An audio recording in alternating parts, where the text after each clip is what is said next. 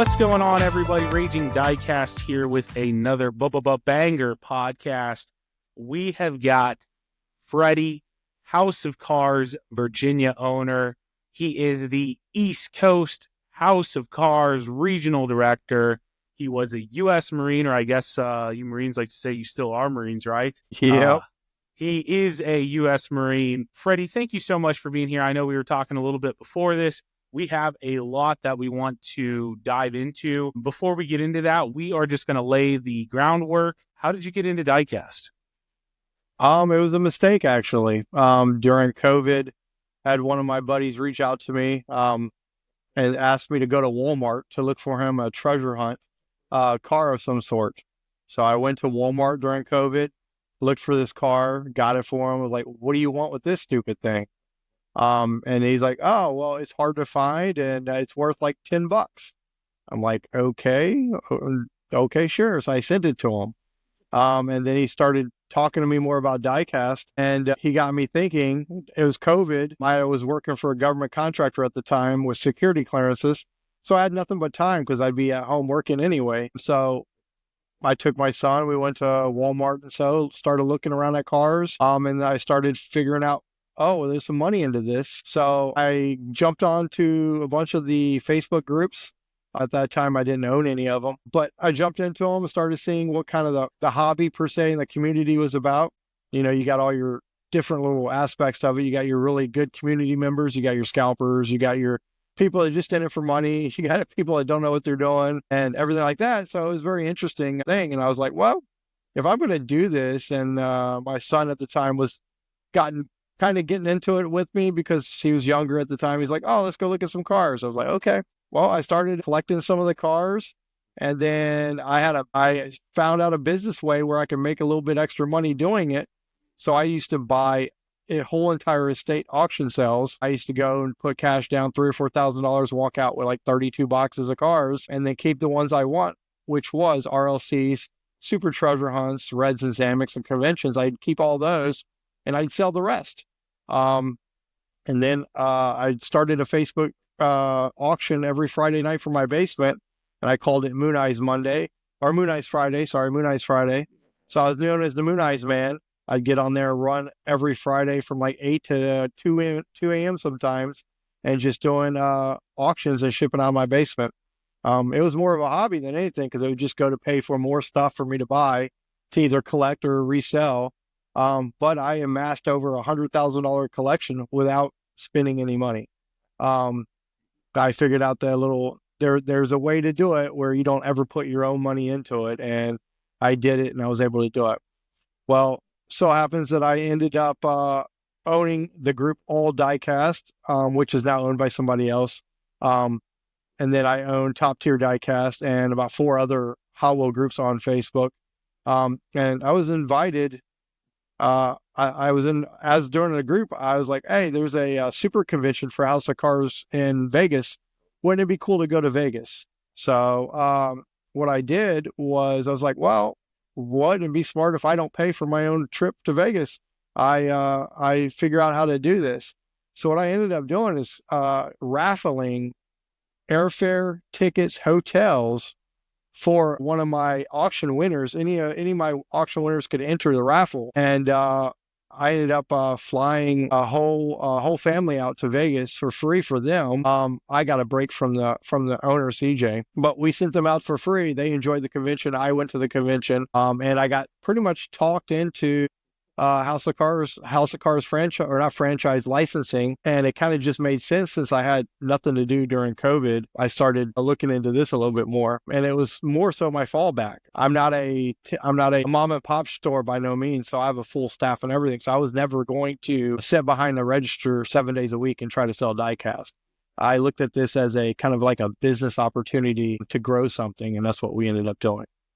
So it turned out from me not knowing anything 3 years ago about cars to, on our second year this year, we're doing really well. Wow. So definitely a lot that we are going to unpack in that. Kind of like you said, I started collecting Hot Wheels during COVID as well. That's kind of where I got my start. It was just that time there was absolutely nothing going on, nothing to do.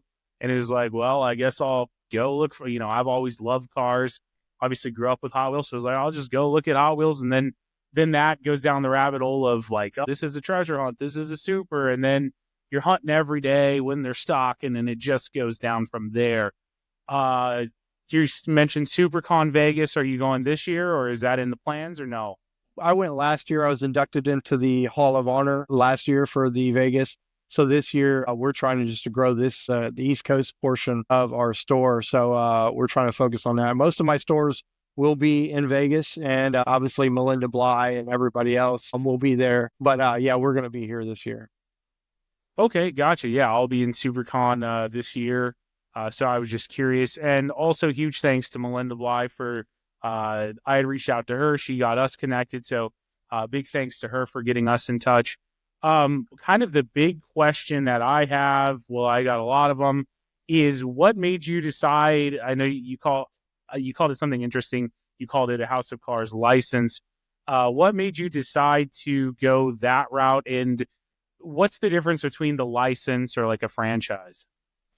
So we'll start with the license and the franchise portion of it. A franchise is pretty much a whole umbrella corporation, just like Chick-fil-A and Papa John's. Own the name. You don't own the name. They own the name Papa John's, but you paying royalties and all this other stuff, kick-ups to them. And then they provide you with all the training, the ingredients and everything else to do your job. You per se own the Papa John's, but they own everything around it, plus you pay them royalties.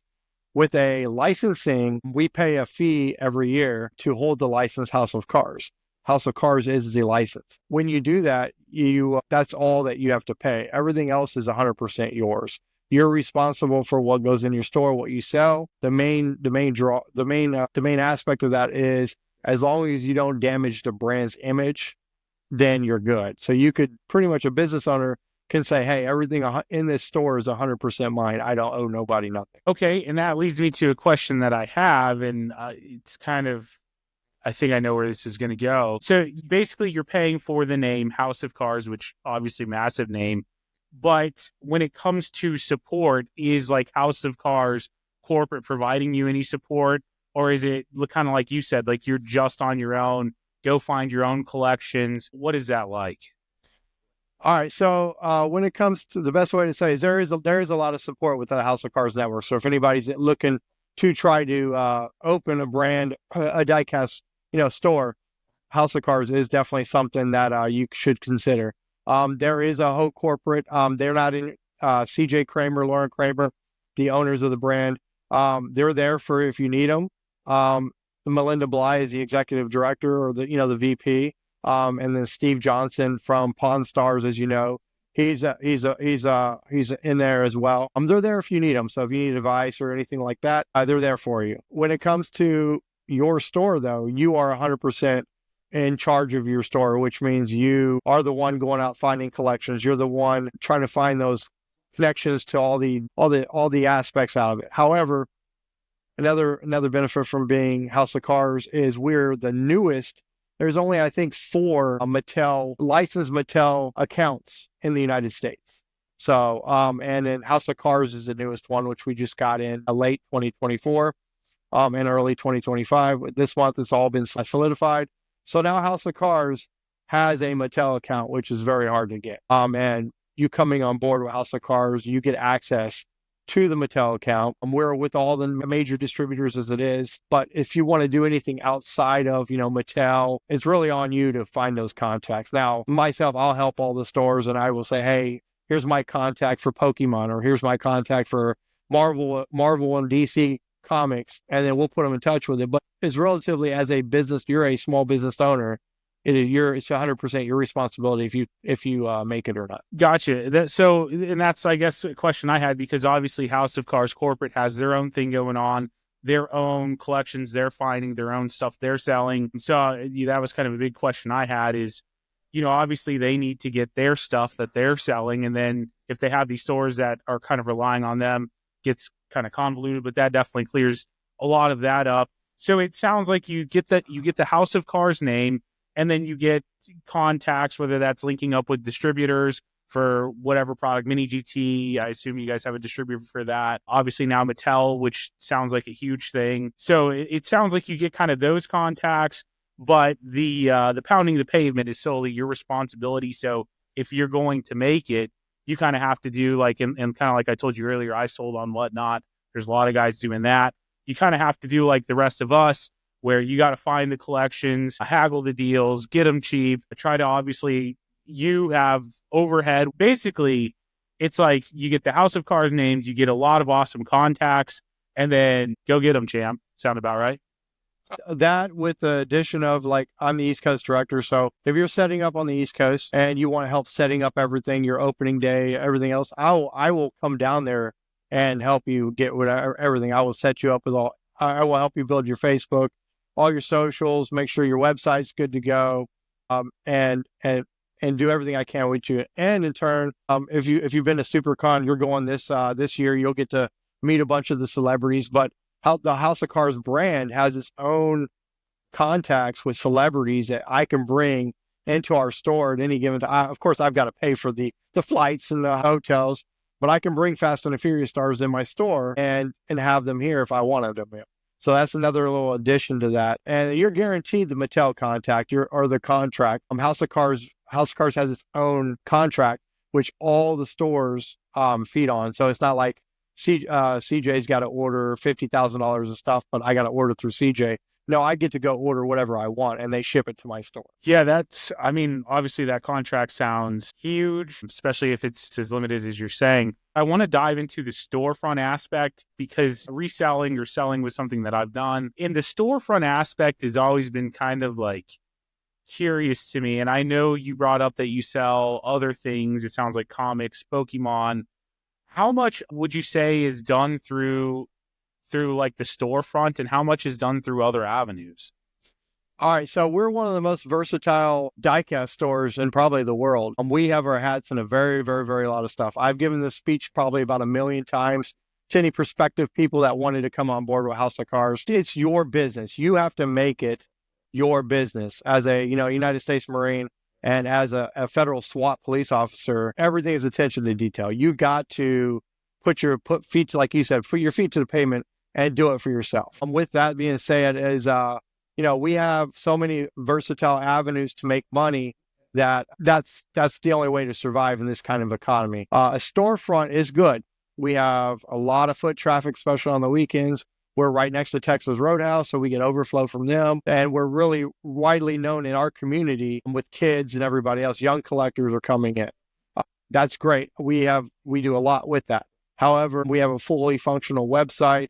We're on eBay. We're on Amazon. We're also constantly doing live shows on TikTok, Facebook, Instagram, and we do all that combines and sells for the store. So I literally have a guy that does nothing but auctions on Facebook and TikTok.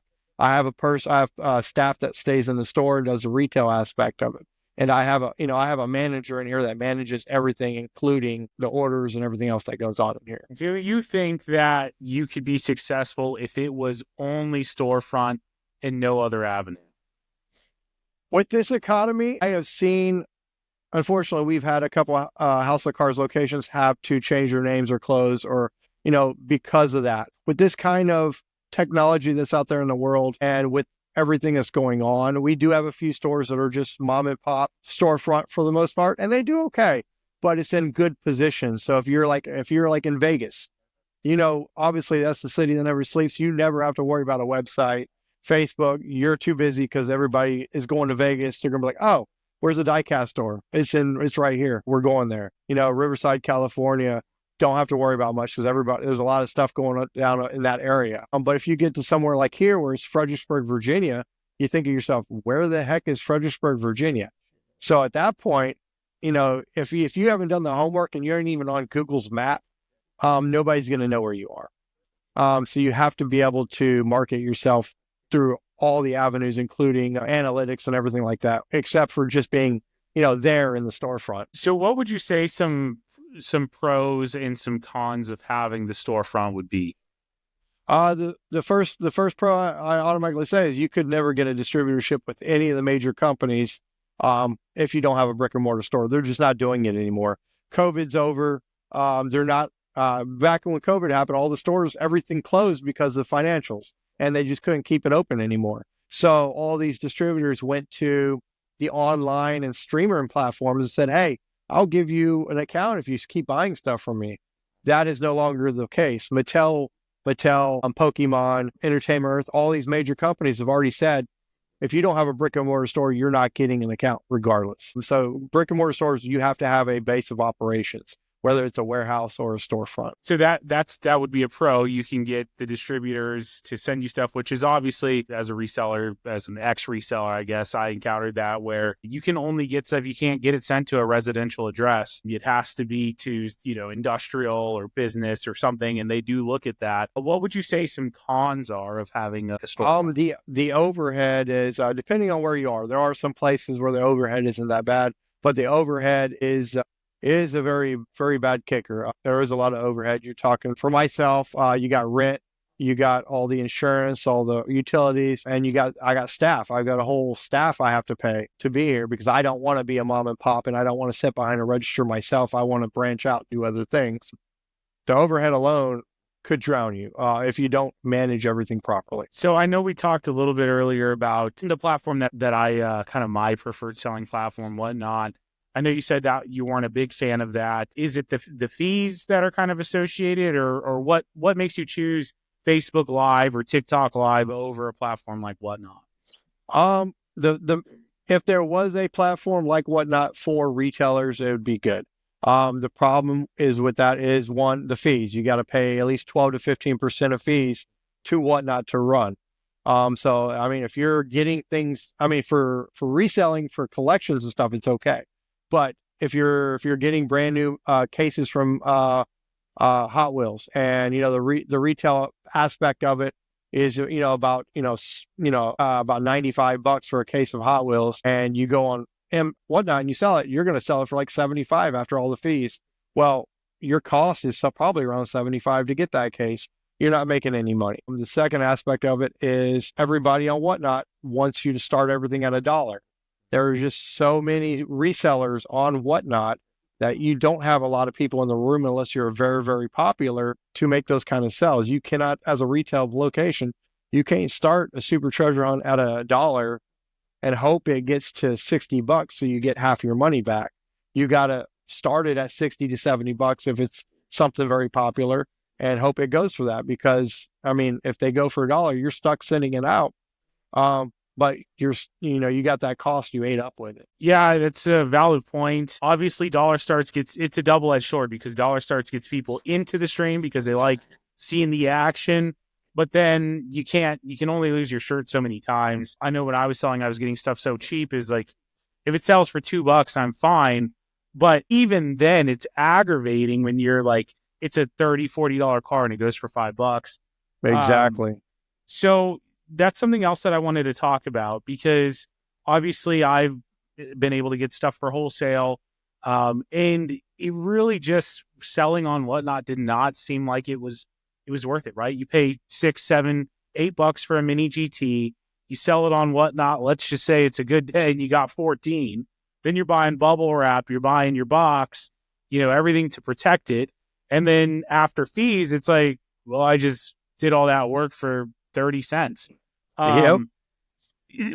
So obviously when it comes to the Whatnot aspect, or I think it can be categorized into reselling in general, buying collections is really where the money's at. Is that the same for the store? Because I mean, you could make money with buying stuff wholesaling, reselling for retail, but the volume you have to do to really, in my perspective, to really make a dent in anything is like you have to sell a ton of them. Is that kind of how it is for the storefront as well? The collections is kind of like your bread and butter, and then the wholesale is like people come in, they want the latest set, it's there for them, but that's not really the moneymaker.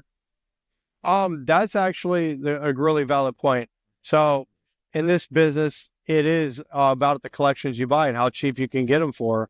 And that's where you make your money on, is like, if I can find, an old lady that brings me a red line, a $10,000 red line, I just drops it off because she don't know what it is. And she's like, hey, my kids don't play it. and you get it and it's worth $10,000. So my thing is I try to go under eBay. So I sell it for $8,000. Well, that's a $7,000 windfall you just got.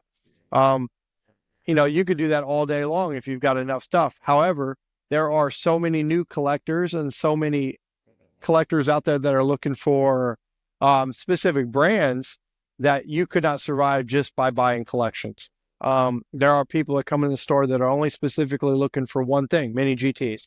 All right, if you don't have mini GTs, they're never going to come back and look at you again. As a retail location, you have to be able to keep up with the surplus and demand of everything in your market.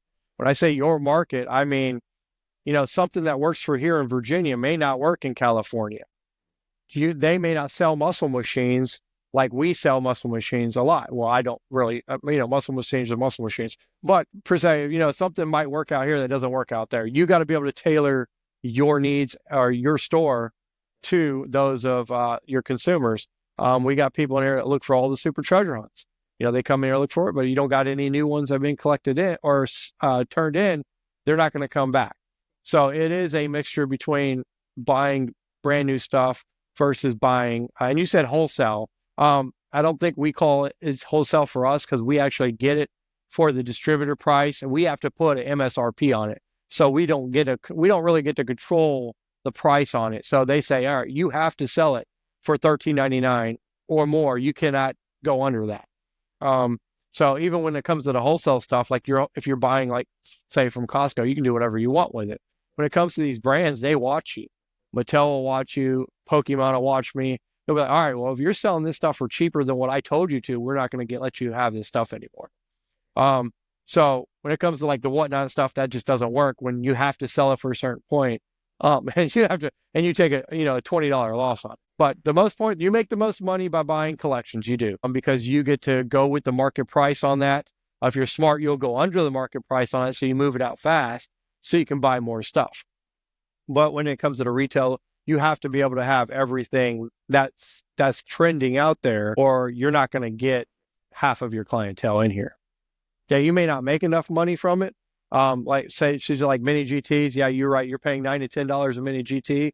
Some of them go for $12.99. That's not a big profit margin, but there are people that will come in and grab a mini GT and they grab a few other things. But if you never had mini GT to begin with, you're not going to get them in here. Yeah, that makes sense. What you're saying is like, if someone goes into your store, 2 months ago and they're looking for a thing and they're like, man, this guy ain't got nothing. They might not make the drive because whatnot or online auctions are different. It doesn't take any effort, right? Like you just log in, you can scroll through, see who's got what. But if someone's making the effort to go to your store, they want to, having something there that they want, I guess that does make sense that would be a big part. And as long as you can provide that the first time, maybe you don't make it that time, but they come back in and you got that super or you got that RLC that they've been looking for. And then maybe you can hook them or whatever the case is. You did allude to something that I did want to touch back on. You talked about markets and trends. Definitely a question that I have for you. Kind of what I've seen is obviously you have kind of the older collectors who are into the muscle cars, like that's, the gassers. Then it kind of went JDM, it seems. So then you have your Skylines, things like that. From my perspective, it really seems like things are moving more Euro, more Porsche, Pagani. Are you seeing kind of the same thing? Or what kind of trends are you seeing? And obviously you're trying to stay on top of that. Yeah, you have to stay on top of that. What I'm seeing right now in our area, I can't say our area no more because we're global, but everybody asks for either JDM, Chevy, OBS, and then Euro cars. It's still the muscle car scene is still dying. We have seen several younger generations start getting into muscle cars again, but that's going to take I think it's going to turn around where muscle cars are popular again.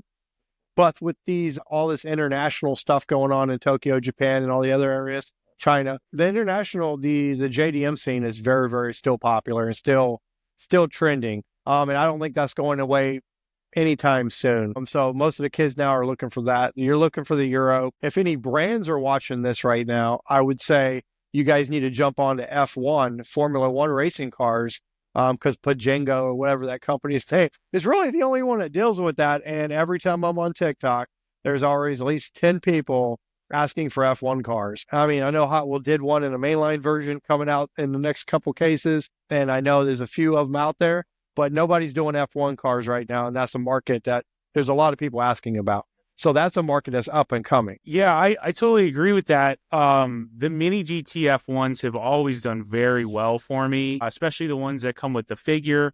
Those have always just killed it for me. Obviously, you talked about, we see the Red Bull mainline coming out. I think I've seen leaks of like a 5-pack. And then obviously there's like the RLC one where you can change the color of the tires. So definitely seems like Mattel is heading kind of more heavy into F1, which is kind of smart. And I mentioned it on a different show. 10 years ago, F1 was like not a US thing at all. Like it was like NASCAR, baby. And now you have F1 races in Vegas. Like it really seems like it's becoming like a mainstream thing here in the US. So I do agree with you that F1, if you're not already making F1, you need to get onto it. One thing that, and this is just like me thinking out loud, is like, you know, my generation grew up with the JDM, the Hondas, the Nissans. We've started families. We're starting to get a little bit of extra money. So that's kind of what you're seeing. It seems like these younger kids that are like just getting out of high school, seems like they're into their like lifted trucks and Jeeps. I haven't seen anything about this, but I'm kind of wondering if it goes like, you know, you go JDM to Euro to this like weird lifted truck Jeep thing. Just something that I'm kind of watching, because it seems like, you know, as people, they get out of high school, they start getting a good job, and then they kind of go to Hot Wheels or whatever. So it seems like that's kind of how the trend goes for me, at least from what I see. But that'll be something interesting to see. Still on trends, brands. Obviously, you mentioned, it sounds like you have a Bang and Kaido House collection right behind you. Kaido House is massive. I think Pop Race is doing a lot of things right. What do you see in regards to trending brands? All right, so I'll start with a couple brands that I think can do better. I've talked about this to a lot of people. Jada, I think, is a great brand.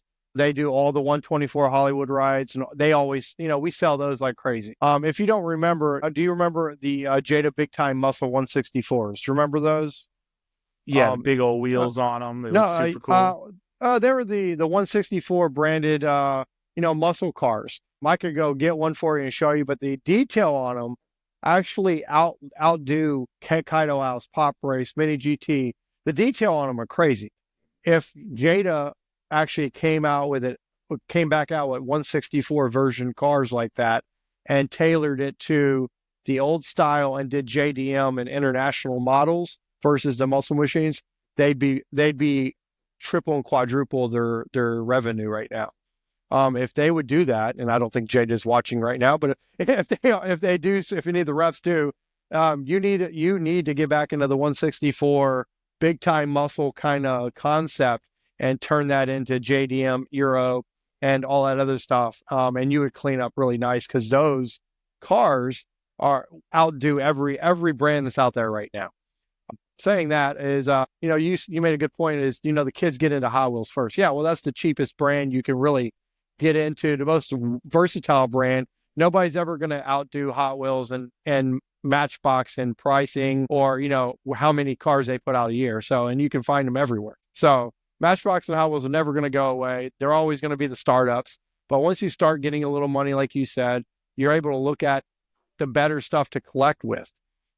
I am a very, very big advocate for Kaido House. I love Mini GT, but Kaido House, the subsidy of Mini GT, is just probably and I think of myself, thinking of it as an investment, and more so as an investment and more of a, look at me kind of concept. I have every model of Kaido House that's ever been made. And it's because my customers want to come in. They want to see it's simple. Customers want to see what the card look like. You can't see it in the box. So I take it out of the box, I display it, and they get to see it. Well, it just so happens that I started collecting every single one that came out, and I found all the ones I didn't have. I put it in the case, and that includes the blackout versions, the limited versions, the dinner exclusives, all that stuff. They are just the biggest investment opportunity a diecast collector could have. If you go look at, Fandom or Hobby DB and all that, you'll see the trends where all these cars that came out last year are quadruple the price now. You can't find them. The Red NSX Evasive that you probably saw, you can't find it under $100. That came out literally like 6 months ago, 6 to 7 months ago. You can't find them anymore for under $100, and you're never going to again. Once they come out, and I can give you a whole spiel on Kaido House, because when it comes to that, is dealers like us are promoted to deal with Kaido House. So Kaido House, one, their website alone charges you $10 extra if you want to buy from them, as you've seen. They want you to go to dealers like me and get your Kaido House. So they promote, business opportunities for small businesses. Second is, once that runs, everybody probably wonders, is the number one question I get when I talk about Kaido House is, why is there a 6-month pre-order window when it comes out? Why am I getting, like yesterday, the HKS Silverado was dropped, that it was coming out in June of 2025. Why is there a 6-month window?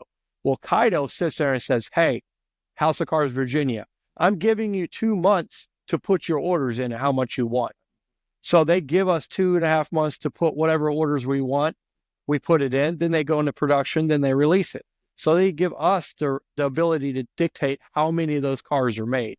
So once there's no set number of cars made from Kaido House. Every model is made per dealer recommendation. So if I order 8 cases of Civics, once those 8 cases of Civics comes to my door, that distributor's already sold out. So you'll never get them again from that distributor. So you'd have to go to the secondary markets, the third markets, buy out other companies, whatever you do to find them again. And that's for most models. There are a few models that, they may hang on to extra ones because they don't sell the minimum out. But for the most part, they sell out immediately because of that. So the demand is going to be there. They're not going to redo that. You're never going to find the Kaido House 001 ever reproduced again. You may find a different color scheme, but you're never going to find that original Kaido again. Yeah, Kaido's doing a lot of things right. I think the new castings that they're releasing was needed. When they started dropping the BMW, I see there's a Hako coming out. They did the Datsun 510, they did the R33, the R34, then the Sylvie. It's kind of rejuvenating them.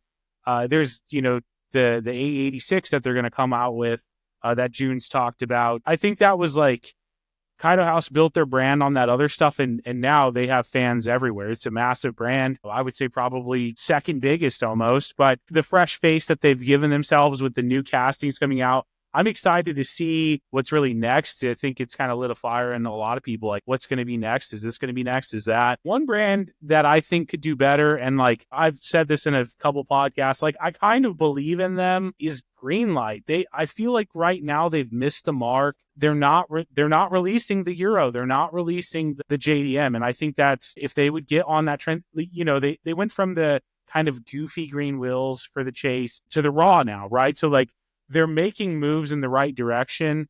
Going to the Euro, the JDM, I think would be huge for Greenlight. They have an advantage. They're still currently in stores. I think that's massive. Like, you can go look at Walmart, Hobby Lobby, whatever. I do think they need a massive revamp, and I really hope they do it, because it seems like they're starting to turn the corner, and they got, like, I think a new CEO. So hopefully we're going to see big changes. But like, I believe in Greenlight. Some people might think I'm crazy, but I would like to see them try to capitalize in those markets. And I've said it before, and I'll say it again. It could be people like not even looking at them, to like people, that's like the first place they go. I think they can do that. One other question I have, well, I have a lot more, but do you have any like local competitors, or is it just like you're just kind of it? No, there's a few competitors around. I think we have one about an hour north of us, and we got one a couple hours south of us. We don't have nobody in our backyard. No, I kind of stay in my lane with that. There's other hobby stores around per se. There's an RC store, race car store, and there's card shops and stuff. So I tell them, I first day I opened the store, I walked up to them. I'll introduce myself like, hey, Freddy. Hey, my name's Freddy. I own House of Cars Virginia. If you need anything, you let me know. I'm not going to get in your game. I'm not going to sell RC cars in my store. I'm not going to sell sports cards, like you guys are doing, or any of that stuff. So I don't go in anybody else's lane. I mean, there's not really much of a diecast stuff around my location. And again, like with House of Cars, another perk of that is nobody can open a House of Cars anywhere in Virginia without me saying, it's okay. Or me first right to say, yeah, I'm going to open another one 4 hours down south in Virginia. Nobody can do that without negotiating with the district manager first, which is myself and Melinda. Okay. So do you plan on opening up another store? Would that be beneficial, or are you pretty content with the one store? So I'm a very adventurous person, as everybody would say. So I do so much stuff as it is. I really had thought about opening one in Pennsylvania or New York, or even going down to Florida and opening one now down there. Now there's not one down there. The only thing that stops that is not the economy per se, but the new age workers out there in America.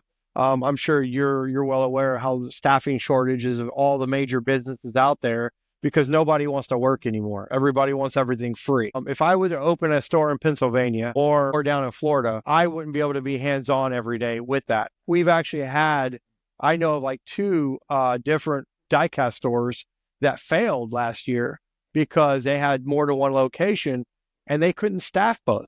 They couldn't keep a manager or keep a staff going in there. So that's really the shortfall of any retail, any small business that wants to expand right now, is you got to be able to have staff or a management in place to run that location for you. That's just not there. And the other aspect is when you look at the technology today, I mean, it's good to have another location. Everybody asks me for another location everywhere else for me to go, but I'm already in Pennsylvania. I'm already in Florida. We have thousands of people that watch from Florida and Pennsylvania and that already make the drive up here once a month. We get people that literally fly in from out of country, book a hotel, and they come private shop in the store. We're one of the most widely visited stores in the world for this kind of stuff, which is kind of crazy. I mean, I personally would never book a hotel in Vegas, fly to Vegas just to go shop at a store. But widely enough, it happens a lot with us. And we're thankful for that. So I think right now, I would love to open a store in Pennsylvania, Florida, but we're trying to focus on branching out on the socials and the marketing of the internet per se to get more customers in. Because there's only one House of Cards, Virginia. And even if I created another one in Pennsylvania, I wouldn't be able to shake everybody's hand that comes in that door. I'd have to rely on somebody else. And that's the hard part of being able to operate a small business and branching out to another location. Yeah. Going back to something that you said a bit earlier, I know you said you were doing Pokemon cards as well. Where did that come from? Is Pokemon a passion for you? Is that like just another avenue? Where does that come into play? So I will say real fast that with the diecast and the cars, I probably had them as a kid. I probably played with them, but I have never had a passion for cars. I've never had a passion for diecast. It was kind of a thing just thrown at me all of a sudden. And then I looked at it like, oh, well, this is pretty neat. So I've never been into that. Now, as a teenager, I was around in 95 as a teenager when Pokemon cards came out. So yeah, I collected some and all that. But it just so happens I'm always talking to people and saying, well, what do I need to do different? What can I add value to the store, add to this area that people need, or what can I take away? As you were talking about brands later, we're actually talking to ourselves right now saying, what brands are we dealing with 2025 and what brands are we not going to deal with no more? But back to your question with the Pokemon, is I actually had a guy drive down the street. He saw House of Cards on the billboard out there, but he thought it said House of Cards. So he stopped in and he introduced himself. It's like, oh, I thought you had Pokemon. I saw House of Cards. I was like, yeah, we have some vintage packs and stuff on the website and eBay. Go looking at. But me and him got to talking, and I was like, I didn't know anything about Pokemon for the time being, which is even crazier than diecast, if you believe it or not. But nobody was doing it, and he's like, well, I want to stream. I want to be a streamer, but I don't know nobody to get a distribution to buy stuff from. Because if you think about all these Pokemon streamers, they go to stores, they buy everything, and then they restream it on whatnot. Well, this guy was like, well, Freddy, why don't you get a distribution with Pokemon and you order the stuff, I take it from you, I buy it from you, and then I stream it. And I was like, well, I'm not going to turn down another way to make money. So I thought about it. I contacted the distributors. They said, oh, you have to be a brick and mortar store. You have to have an EIN from the IRS. I was like, yeah, that's no problem. And I had to, audition to become a Pokemon distributor. Well, I got my first stuff of Pokemon. He went live. He started killing it. But not only that, is I sell Pokemon. I have a whole Pokemon section in my store now.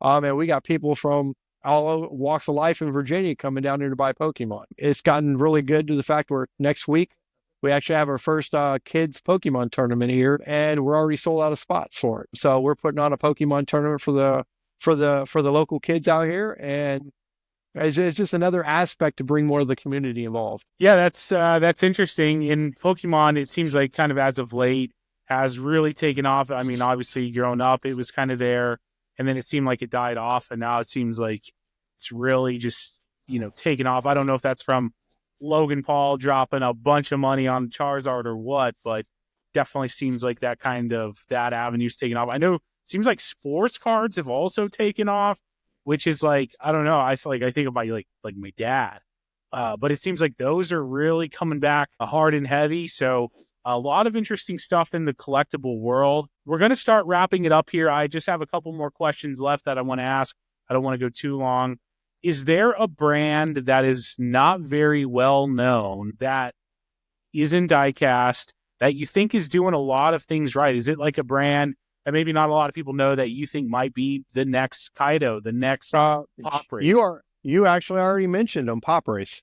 Pop Race is something that's up and coming. I'm excited. I just ordered all the Q2 stuff, and there's a lot of nice models coming out for Pop Race. If you don't know, Pop Race up until now had no U.S. distributor. They fired their U.S. distributor because there was a conflict with Mini GT. So Pop Race, if you don't know, they're trying to go to a packaging like Mini GT. And the Mini GT came back and said, all right, distributor, because there's only one distributor for Mini GT for all of the United States. There's one distributor of Kaido House and Pop Race for the whole entire United States. So that distributor got an ultimatum, say, hey, you're either Mini GT or you're either Pop Race. You can't carry both. So Mini GT was going to walk out of the United States distributor and find another distributor if they didn't do it. Well, Pop Race has now got a distributor in the United States again. And it so happens to be my Singapore store. House of Cards Singapore is now the distributor for Pop Race in the United States. And their next door neighbors and their friends are the headquarters up there. So they got an area in LA and all that stuff, warehouse and all that stuff. So it just so happens Pop Race is back. I know there was a shortage of it that we didn't know what was going on with Pop Race. But Pop Race is doing a lot of good stuff. They're coming out with a Mustang for Q1. If you haven't heard of it, it's going to be a nice Mustang.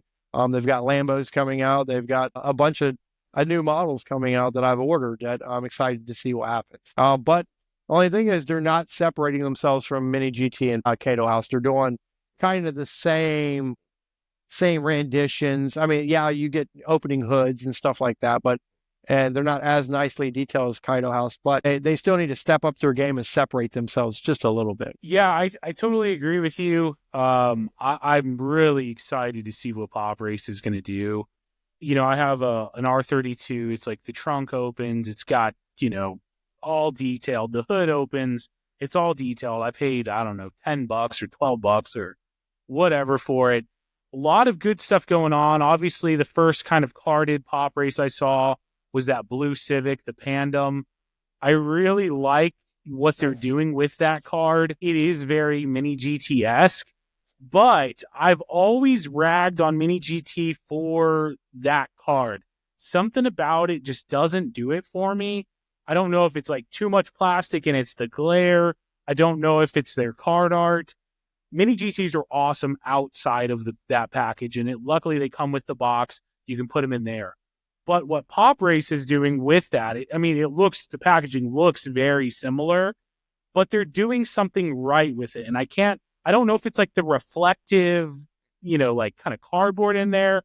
They're doing something right on their packaging, even though it looks very Mini GTS. There's a difference. There for sure is, because I never have liked the Mini GT plastic, but Pop Race is looking pretty good in that plastic.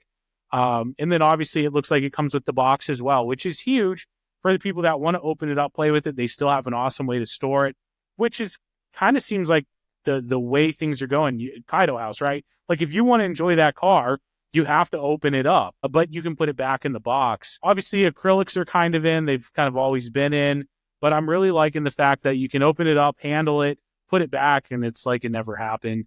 So believe it or not, all the stuff for Q2 and all of the Q1 2025 are still the boxes for Top Race. So I don't know if they did that and said no, but actually we never got the Civic carded, like you said. We actually got the Civic in a box with the Pandem on it. So, and I think I still have one or two over here. But yeah, I don't know if they've went. I don't know what the word is and what the official thing is, but it looks as they went back to the box and stayed away from the card. But you mentioned acrylics. I actually am a big fan of the international acrylics. So most of the acrylics are overseas. Time Micro, Mini Station.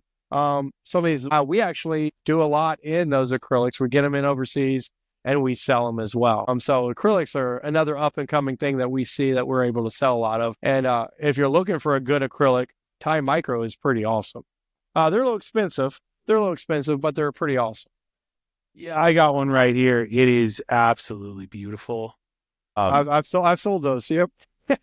Just so detailed. But yeah, I think it's like, close to $40. Yep.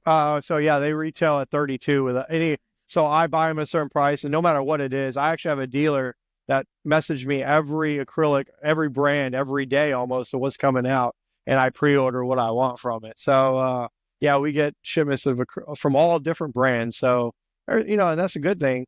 There's about 30 different brands that does those acrylics overseas, and we try to bring them all in for people to look at. Yeah, Time Micro, I'm a big fan of. I think they're very detailed. I mean, that car has camber. It's got an awesome body kit. Another kind of what I would say brand that maybe a lot of people don't know that I like certain cars of this brand is CM Model.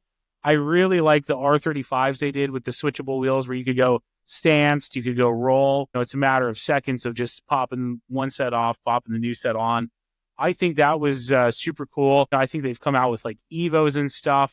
They also have stuff like LFAs, stuff that doesn't interest me, but it's cool to see kind of what they're going to have in the pipeline. But that's obviously a much smaller. Well, CM Model now is able to be ordered by our U.S. distributor. So there's a main distributor that we have for all the major brands like Mini GT, Kaido, and all that. That distributor now does CM Model. So I've seen that. I've gotten some from overseas. I've really not jumped into that per se because I'm kind of scared to. Like I said, they do a lot of R35s. I don't know if you know, R35s are like the lower end for Skylines.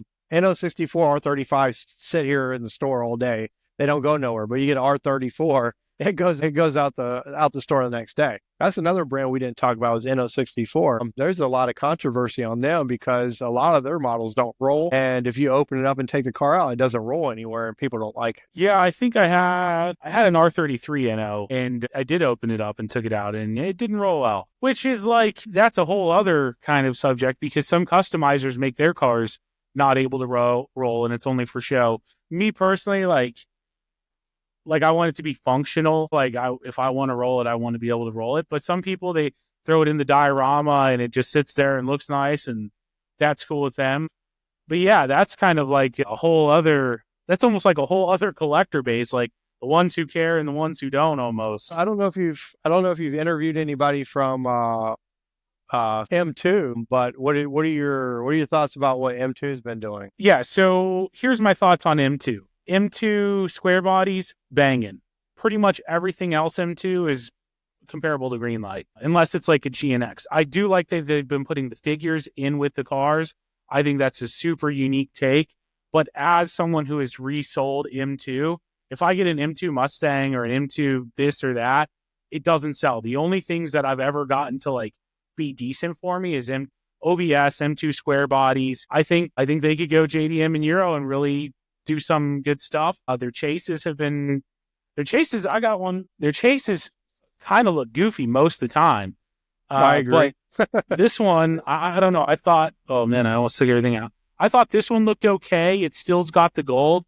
I would like to see them go a different route for what they do for it to be considered a chase. You saw that in, what was it? The pink OBS, I think.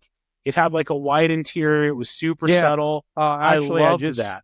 I just got the same truck, but gray. It's like a gray. It just came in today, but it's actually back to gold wheels. So same truck as the pink one. It's a whiter gray version, but it's back to pink wheels or gold wheels. So I was interested because as I was going through that, I didn't know where the hell the chase was. So we do give our chases away to our clients all the time. Like Kaido House, House of Cards Virginia is definitely known to get chases out to the customers. We never take them. In fact, out of my Kaido collection, I don't have any chases. I only have the regular models and all the expensive stuff. I purposely don't collect those for that reason because you get a chance to get the chase.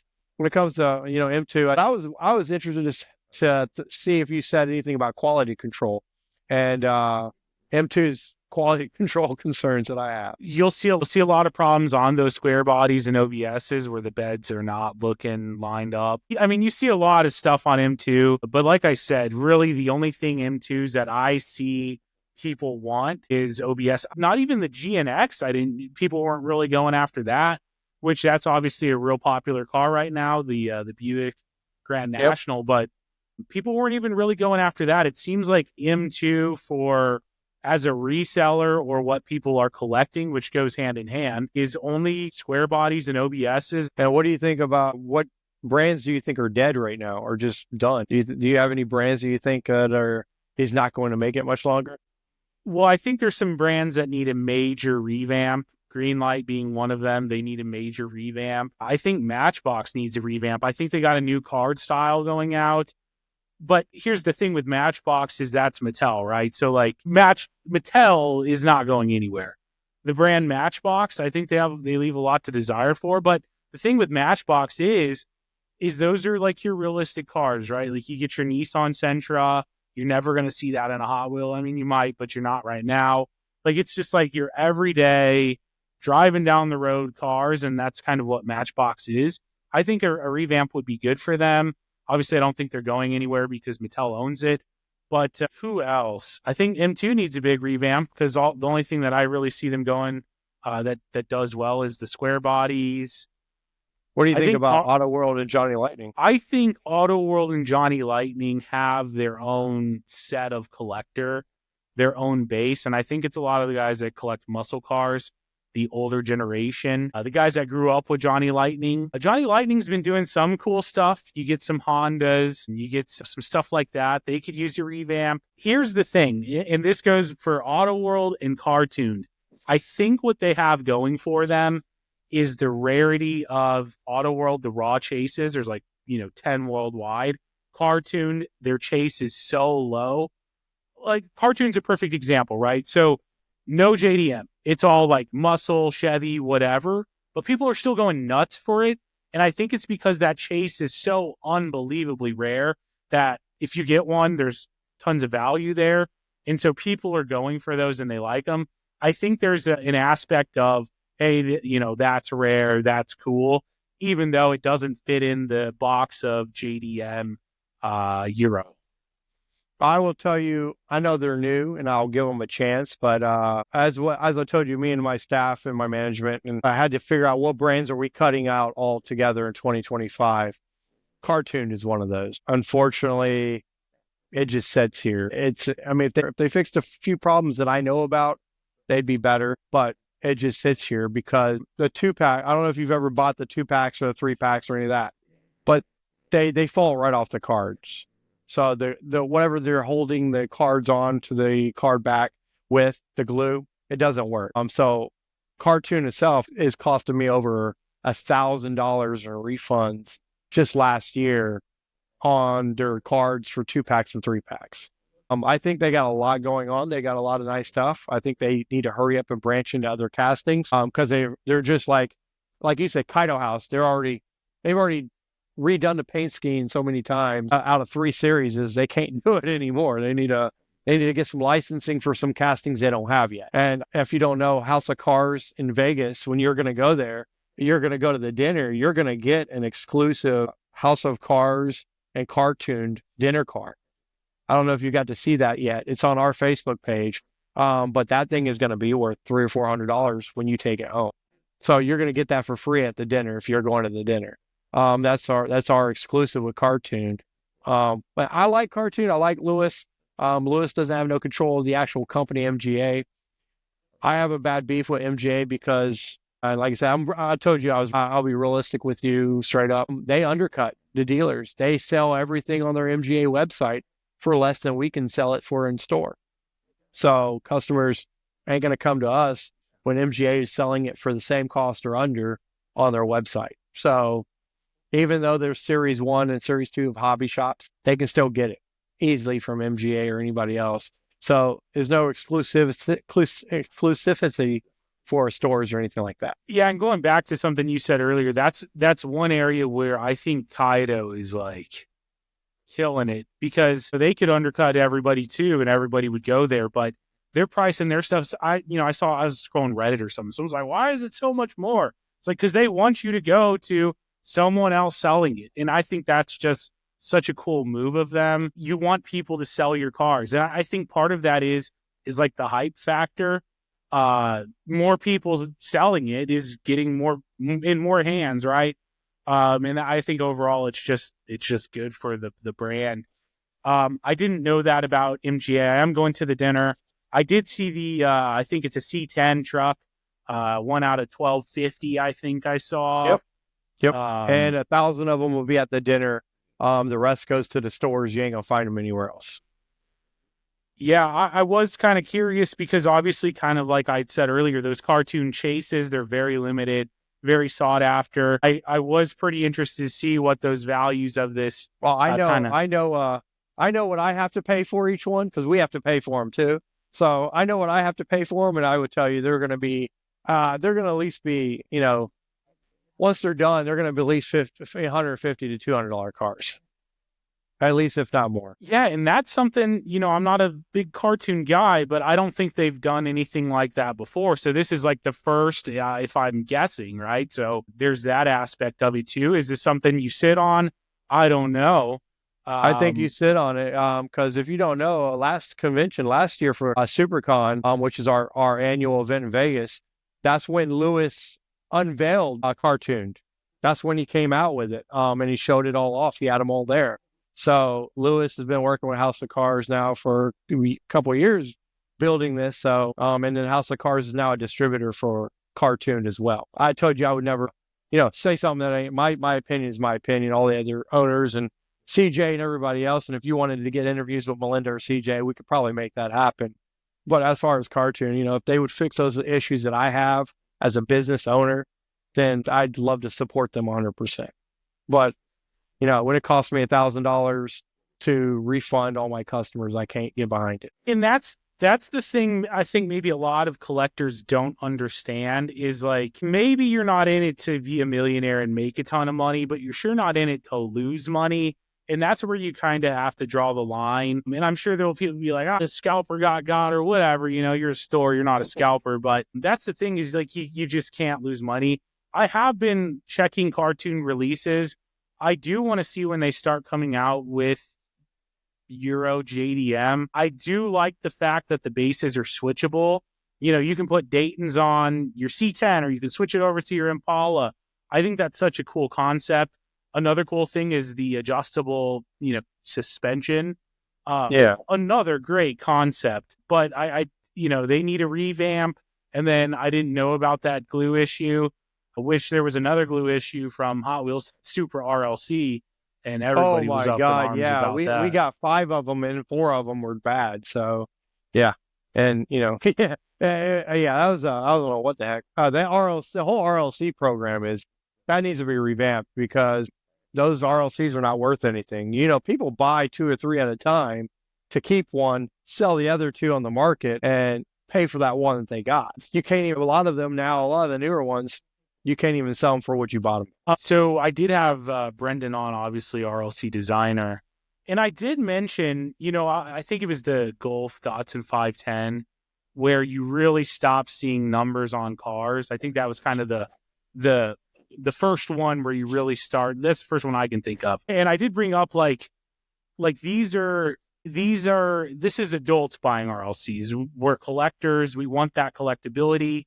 And part of collectability is value. So obviously, I shared my thoughts with him. I don't know if that'll go up, but I do agree that I think what they're trying to do is people are like, I'm done with RLC. I can't ever get a car, website issues, whatever. And I think they're trying to appease that. And also here's another thing is there has been a big problem with bots on Mattel's site. I don't know if they fixed it because I was able to snag a 24 master case and I didn't think I'd be able to get one.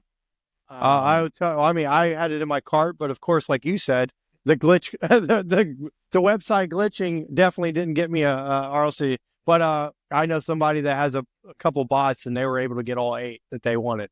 So the bot issue is still there, is still bad.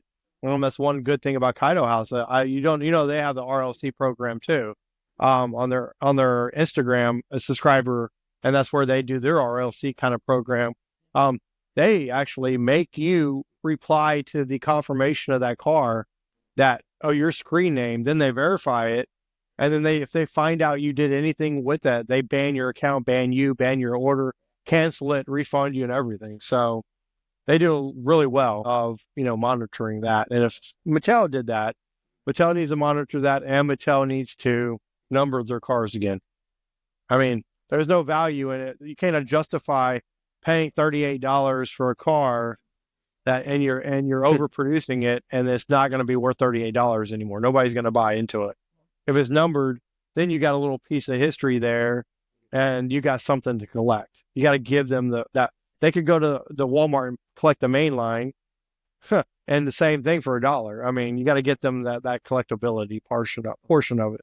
That's what it's there for. Yeah, and I know Brendan had brought up like it's if they're expected to make over X amount, they'll throw the number off. But I said I don't care if it's 1 out of 30,000, 1 out of 50,000, whatever the number is. Just having the number is like look, I'm number 12,348 or what. They're just some part of like ownership or collectability, and it brings back to the people that are like, I only collect 1978 because that's the year I was born or whatever. People do weird stuff with numbers, but I think it kind of brings back a piece of collectability to those items. Like you said, it wasn't bought in store. Put a number on it. And to his point is the number on the card is not how it's rolling off. The number one is definitely not number one. I mean, it's just a number, but I think it's just a sticker they put on it, but exactly. But I think collectors enjoy it. And based off of what he's saying is it doesn't even sound like, when it hits that threshold where they take the number off, it doesn't even sound like it's that much more than the 30,000 I think we saw on the Javelin or whatever. It doesn't even sound like, it's 100,000. It doesn't sound like it's a crazy number above where the threshold is, but I do agree numbers coming back to RLCs would be big. It'd be beneficial for them. But then again, I know the inner workings of Mattel. Because I've already been working with their staff and with the account, and they're multi-trillionaire, whatever. They're not. Hot Wheels is their least grossing thing for Mattel. They've got so many other aspects. They're not really worried about cars and all the stuff that they do. They're more worried about what makes more money than that. So I can tell you from a standpoint, Mattel really couldn't care less about Hot Wheels or what they love their program. But they have more important fish to fry. One thing I will be interested to see is if we see Overdrive come back this year, because that was right. They haven't announced it. That's right. It has not been announced. I'm interested to see if it does get announced. Because it almost seemed like that was like Mattel's way of battling the bot. It was like basically you pay for a bot to get it, which was kind of cool. I had it. Most of the time, the car would ship before the car even dropped, which was super cool, especially when, I had a few Overdrive accounts. So one to sell, you first to get it. Normally, you get the most money, just kind of how it works. But yeah, that'll be interesting to see. I'm kind of waiting on that. But I think there's a lot of good stuff happening in the diecast realm. A lot of, and I mentioned this in one before, is like these brands seems like they're pushing each other to be better, and really in the end we're the ones winning. You got your Pop Race pushing Kaido and Kaido pushing Pop Race, and everyone just trying to be elevated. And I think in the end the collector is the one that wins in that kind of thing. Freddy, is there anything you would like to leave the world today? With the world? No, I mean we're chances are anybody watching this has already seen our lives on TikTok or Facebook, but we are a veteran-owned small business down here in Fredericksburg, Virginia. Follow us on TikTok, Instagram, and Facebook at House of Cars Virginia. Visit our website, houseofcarsvirginia.com. If you're local, come bring your kids by, get them free cars on their birthdays and report cars, and come be a part of the community and come see what we have to offer. Guys, you heard it there. Make sure you go check out Freddy, House of Cars Virginia. If you're in Virginia, if you take a vacation to Virginia, make sure you put it on your list to stop by. Freddy, it's been an absolute pleasure having you on. Thank you so much for agreeing to be on. I think we covered a lot of cool stuff. And I wanted to say one more thing, if you don't mind. Yeah, go ahead. All right, and if you're local, you may not know this, but there is a House of Cars in California, Ripon and Riverside. There's a House of Cars in Vegas. There's one in Albuquerque, New Mexico. There's one in Singapore. So for all you international fans, there is a House of Cars in Singapore. There is one in Texas coming in the 29th. And then we have the one in Virginia. So 8 locations all, so you guys can come see us. Yeah, guys, check out House of Cars. Obviously, one of the biggest names in the game. Check them out. If you need it, they probably have it, at least in one of their stores. They're all kind of like each their own small business. You heard it here. So support them. And Freddy, thank you so much for being here. Guys, thank you so much for watching and tuning in. It's been an absolute blast, and I will catch you on the next one.